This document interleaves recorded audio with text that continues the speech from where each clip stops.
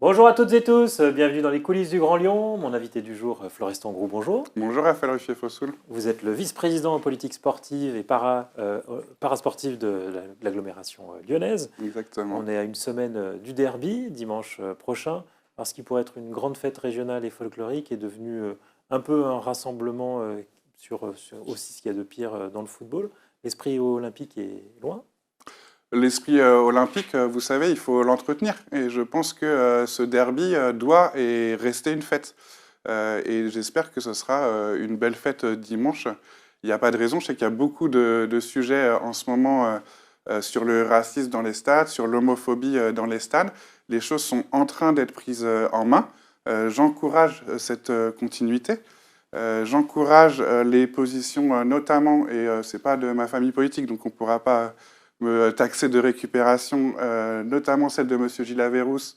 Le ministre des Sports, qui, après le match Saint-Étienne-Strasbourg ce week-end, a demandé l'interruption des matchs quand il y a des chants homophobes dans les stades. Je crois que c'est une manière de vraiment pouvoir se saisir du sujet et de vraiment pouvoir arrêter la présence de ces chants homophobes dans les stades. Et en ce sens, je le rejoins plus qu'une position comme celle de M. Rotaillot, dont je m'étonne, lui qui d'habitude fait preuve d'une certaine fermeté, dirons-nous, qui ne s'aligne pas avec cette proposition. Quand on est responsable et qu'on veut vraiment progresser sur ces sujets et arrêter l'homophobie et le racisme dans ces enceintes sportives, il faut prendre des mesures fortes. Et je pense que ça passe par l'arrêt de la rencontre en ce qui concerne les chants homophobes et l'interdiction de stade en ce qui concerne les expressions de racisme, voire l'arrêt de la rencontre aussi, comme ça se pratique en Espagne et comme désormais on peut le signaler à l'arbitre, puisque aujourd'hui les joueurs ont la possibilité par un signe des mains de pouvoir signaler à l'arbitre la présence d'actes racistes dans les stades.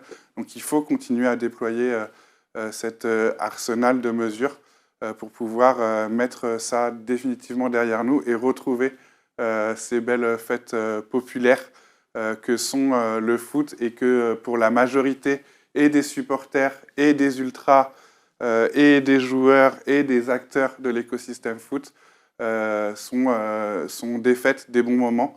Et donc je pense qu'ils sont tous d'accord pour aller dans ce sens-là. Donc s'il y a des chants homophobes ce dimanche à Lyon pour recevoir Saint-Étienne, vous êtes pour aller l'application du règlement jusqu'au bout, c'est-à-dire arrêt du match, éventuellement, si ça continue, match perdu pour l'équipe qui reçoit. Arrêt du match, oui, et match perdu pour l'équipe qui est à l'origine effectivement de ces chants homophobes. Comme il n'y aura pas de supporters stéphanois, effectivement, il n'y a qu'une équipe qui pourrait en être à l'origine. Après, je pense que le signal d'envoyer une suspension de la rencontre va créer des réactions et je pense que ce sera un signal qui peut être important, mais de toute façon, je compte aussi sur la responsabilité des spectateurs de notre belle enceinte sportive pour garder de cette rencontre un beau moment festif. Et encore une fois, je sais que la majeure partie des groupes de supporters, des groupes d'ultras, des spectateurs sont pour justement avoir un beau moment de fête. C'est un moment de rassemblement, c'est un moment où chacun se retrouve, où chacun est derrière son équipe. C'est aussi un moment de cohésion sociale. Et la majeure partie des gens veut vivre ce moment-là de manière positive. Et donc, Mais c'est pas triste qu'on ne puisse plus, pour un derby, recevoir les supporters de l'équipe adverse. eh C'est ben, devenu inimaginable. j'espère voilà, que ça va bien se passer dimanche et que dès l'année prochaine, on pourra recevoir les supporters de Saint-Étienne. Avec des violences dans le stade qui se produisent entre groupes de supporters lyonnais. Un nouveau collectif qui s'est créé, Ah, 6-9 Pirates, hmm.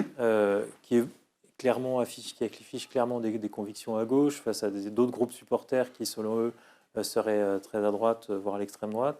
Il faut politiser le supportering. Ouais, je crois que vous êtes là, je m'excuse, mal renseigné, Raphaël Ruffier-Fossoul, puisque les groupes des 6-9 Pirates l'expriment sur ses communications. Ils sont apolitiques, simplement ils ont effectivement affirmé un certain nombre de valeurs, anti-racisme, fascisme, et ils ont exprimé le fait que tout le monde était le bienvenu dans leur groupe de supporters. On a rarement vu les 6 députés et les filles du département soutenir un collectif de supporters de l'Olympique Lyonnais dans un communiqué après les derniers événements. Moi, je n'ai pas vu qu'il y avait le soutien spécifique d'un groupe ou l'autre. Je sais que les Bad Gums comme Lyon 1950, comme 6-9 Pirates, sont des groupes de supporters qui doivent s'emparer de cette question de la lutte contre le racisme dans les stades. J'espère qu'ils vont tous le faire. Nous, on est prêts à les rencontrer pour discuter de ce sujet. Mais encore une fois, ces groupes de supporters, et je vous invite, vous, que je sais aussi amateur de bande dessinée, à lire la dernière bande dessinée sur les groupes d'ultra qui a été faite par, alors j'ai mangé le prénom, mais qui raconte les groupes d'ultra au Red Star.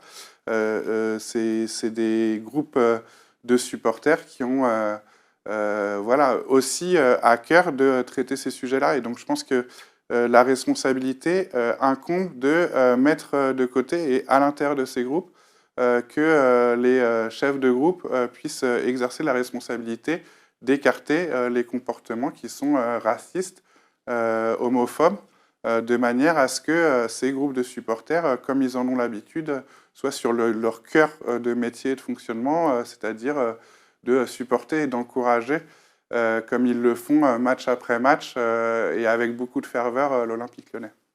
Un mot sur les politiques inclusives que vous essayez de mener au niveau de l'agglomération. L'héritage des Jeux Olympiques, c'est aussi ça, arriver à faire en sorte que les handicapés, les femmes puissent plus participer à la vie sportive? Oui, l'héritage des Jeux Olympiques et des Jeux Paralympiques, c'est de pouvoir faire en sorte que les personnes en situation de handicap puissent exercer un droit au sport.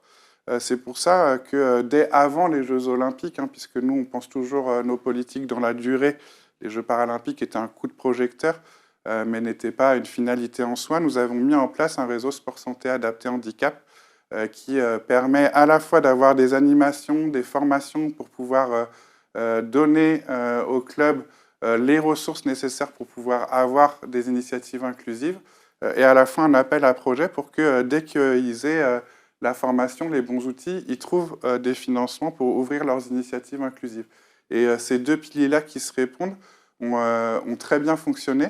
Aujourd'hui, on a déjà 24 clubs qui ont suivi la formation Club Inclusif, plus tous ceux qui le faisaient déjà avant.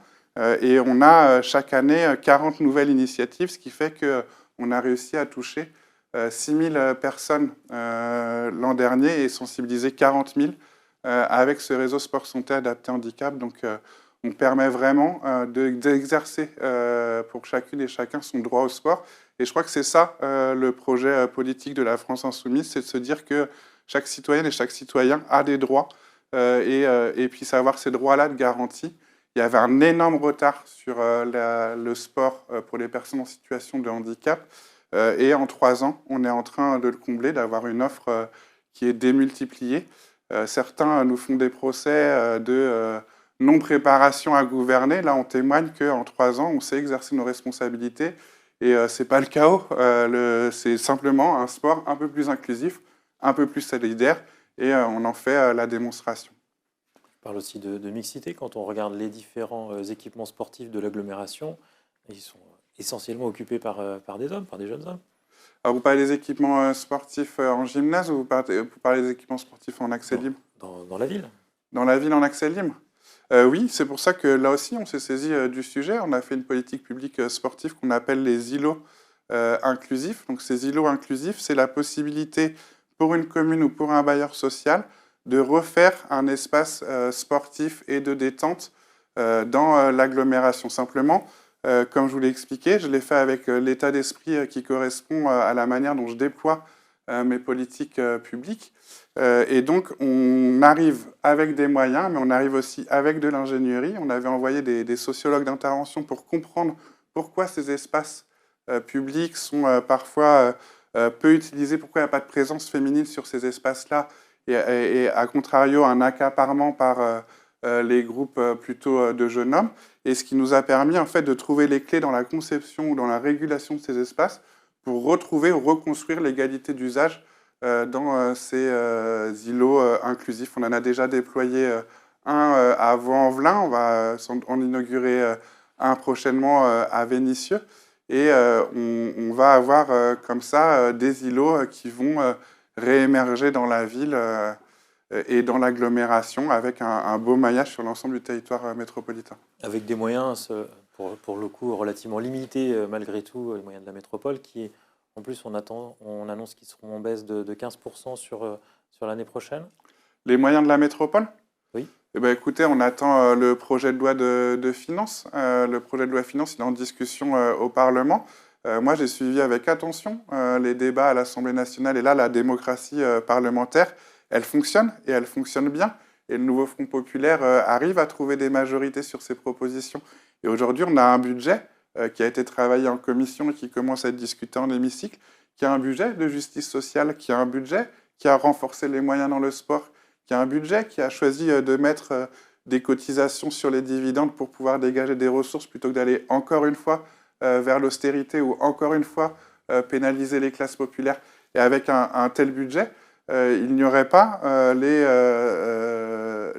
100 millions ou et quelques annoncés de réduction des ressources métropolitaines, puisqu'on sait très bien que la réduction de ces ressources-là va directement impacter les services publics locaux.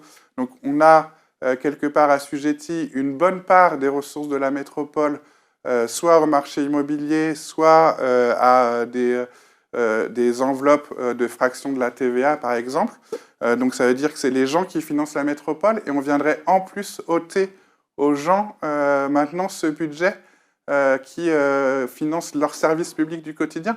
Moi j'appelle ça une forme de raquette de l'État qui a dépensé sans compter pour des politiques macronistes qui ont prouvé leur échec. Une personne sur 6 dans la métropole aujourd'hui vit dans l'extrême pauvreté.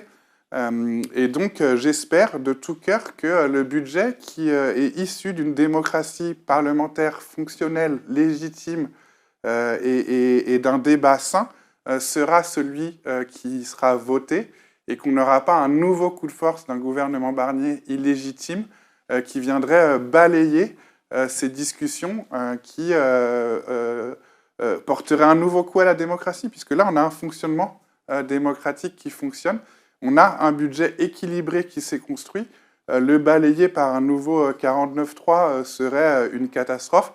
Après, comme le gouvernement Barnier compte toujours sur essayer de l'Assemblée... l'envoyer au Sénat, si on a bien suivi. Juste un mot de politique pour finir, parce qu'on a déjà été très long. On a eu 2 interviews coup sur coup, Nathalie Perrin-Gilbert, qui officialise la fracture avec LFI, puis David Kimmelfeld, qui explique que il ne s'alliera avec tout le monde, sauf avec LFI, en gros. Vous êtes la force politique repoussoir à gauche aujourd'hui ? Alors, je ne sais pas si on est repoussoir. En tout cas, on n'est pas repoussoir pour 16% des électeurs qui ont porté leur suffrage et qui nous ont placés comme première force à gauche et du nouveau Front populaire sur la métropole aux européennes. Voilà, moi je trouve ça, et je regrette que... Qu'est-ce que vous allez faire de cette force ? Moi, en tout cas, je regrette que David Kimmelfeld essaye de cacher qu'il est à l'origine du macronisme en venant attaquer un projet de justice sociale que représente celui de l'avenir en commun porté par la France insoumise. Cette force-là, on va continuer à l'inscrire dans le nouveau Front populaire, et elle cherchera, et avec cette force-là, elle prendra toute sa place en 2026, en 2027. Nathalie Perrin-Gilbert ? Et Nathalie Perrin-Gilbert, écoutez, elle a un long parcours en politique. Nathalie Perrin-Gilbert, c'est une professionnelle de la politique qui connaît tout à fait les ressorts de ce monde-là. Je pense que maintenant, les personnes et les gens attendent aussi de nouveaux logiciels que ces très longs parcours qui proposent peut-être finalement toujours les mêmes mécanismes ou les mêmes propositions. Je trouve ça... voilà. Je n'ai pas grand-chose à ajouter là-dessus. Et on s'arrête là. Merci Florestan Angrou. Et puis moi, je vous dis à demain pour une nouvelle émission des Coulisses du Grand Lyon.